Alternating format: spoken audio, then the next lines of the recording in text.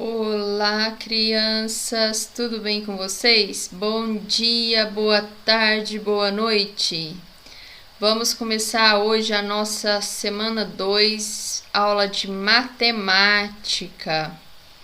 A gente vai estar estudando probabilidade e estatística. E a gente vai trabalhar com alguns conhecimentos. Vamos lá ver? Leitura, interpretação e representação de dados em tabelas de dupla entrada e gráfico de barras. E essa matéria é muito legal. Olha só, a gente tem aqui um código, sabe? Da agora para frente a gente sempre vai ter esse código na hora que a gente estiver estudando. Aqui fala EF, significa ensino fundamental. 03 significa terceiro ano, MA significa matemática e a habilidade 27 que a gente vai estar estudando, tá bom? E o que fala nessa habilidade? A gente tem que ler, interpretar e comparar dados apresentados em tabelas de dupla entrada, gráficos de barras ou de colunas, envolvendo resultados de pesquisas significativas, utilizando termos como maior e menor frequência, apropriando-se desse tipo de linguagem para compreender aspectos da realidade sociocultural significativos.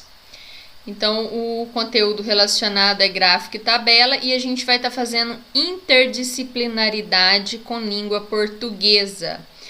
Por que a gente vai estar fazendo essa interdisciplinaridade? É pelo seguinte, uma vez que a gente lê uma questão de matemática, a gente também interpreta ela, né?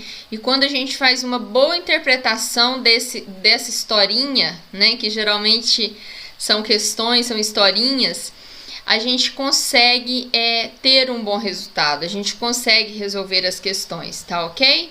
Então vamos lá. Aqui a gente vai ter orientações aos pais e responsáveis.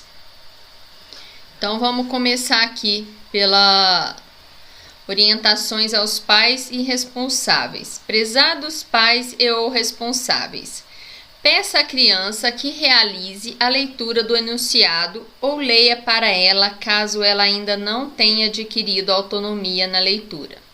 Diga à criança para observar a tabela criada, suas linhas, colunas, células e as informações que contém em cada célula, a maneira como as células estão atreladas e como realizamos a leitura destas informações. Peça à criança que organize as novas informações que serão acrescentadas à tabela. É importante que você observe se a criança cometeu algum erro e elogie o esforço dela. Depois, peça para que a criança elabore uma tabela contendo os novos dados organizados e responda às questões. Agora vamos na parte que fala sobre dicas para o estudante. Querida criança,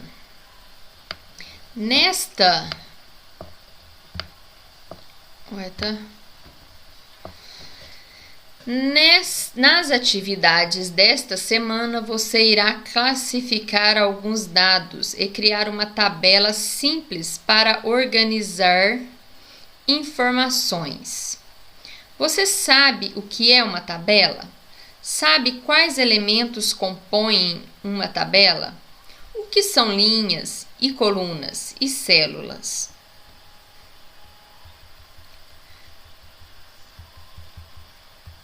Você acha que uma tabela precisa de títulos e de fonte? Para que serve o título e a fonte? Faça suas descobertas, realizando as atividades e buscando informações na seção Quer saber mais? Bons estudos! Então, aqui, vamos ler aqui a seção Quer saber mais, tá? Uma tabela é uma forma de dispor informações, de dispor dados.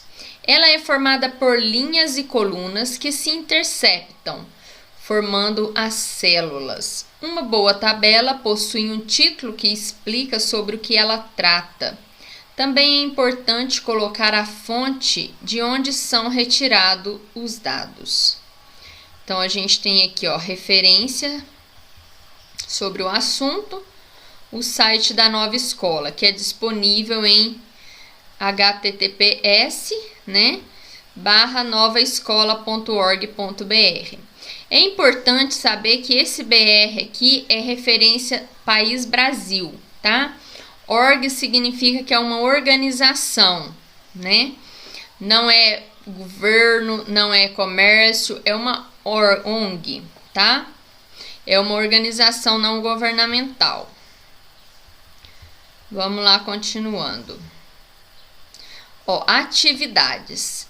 Leia a situação proposta. No início do ano letivo, uma escola recebeu material da prefeitura da cidade e precisa organizá-lo no depósito. Eles receberam 980 cadernos, 650 tesouras, 1.800 lápis e 350 réguas. Observe a tabela que o diretor João e a professora Ana criaram para organizar o material no depósito. Olha só. A gente tem aqui cadernos 980, tesoura 650, lápis 1.800, réguas 350. Agora preciso distribuir esse material entre as turmas. Você pode me ajudar? Pense e responda. Vamos lá. Nessa escola tem 300 alunos, são 10 turmas com 30 alunos cada uma. O diretor João precisa entregar para cada aluno uma régua, 3 cadernos, 2 tesouras e 5 lápis. Como ficará a tabela de controle de materiais do diretor depois dessa distribuição? Organize os novos dados e crie uma nova tabela. Então, vocês vão estar colocando, né?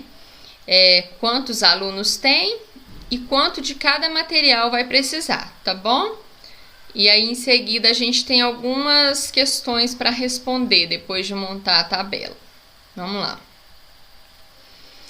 3 turmas do terceiro ano irão fazer uma saída cultural para pesquisar plantas e precisarão levar um lápis reserva para cada aluno. No depósito, tem quantidade suficiente para os 3 grupos? Então, a gente vai fazer a conta. São 3 salas, né? Então, 3 vezes 30 são 90 alunos, tá?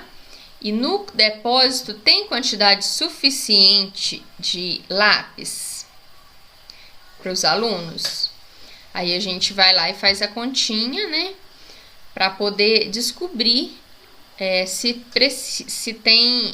vai precisar de mais lápis, se vai restar lápis no depósito e quantos vão restar, tá bom?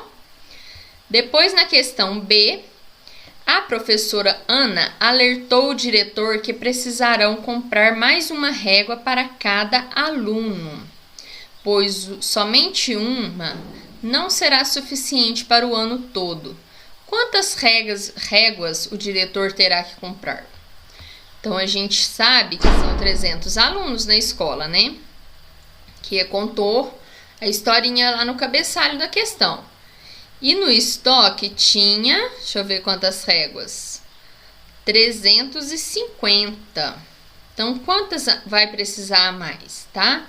Porque ela fala aqui que uma régua não é o suficiente para o ano todo, né?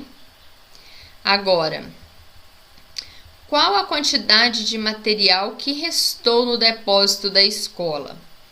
Então, depois que repassa, né, para os alunos aquela quantidade que ele especifica lá na introdução, que cada aluno precisa de uma régua, de 3 cadernos, de 2 tesouras e 5 lápis, quanto que vai sobrar no estoque, tá?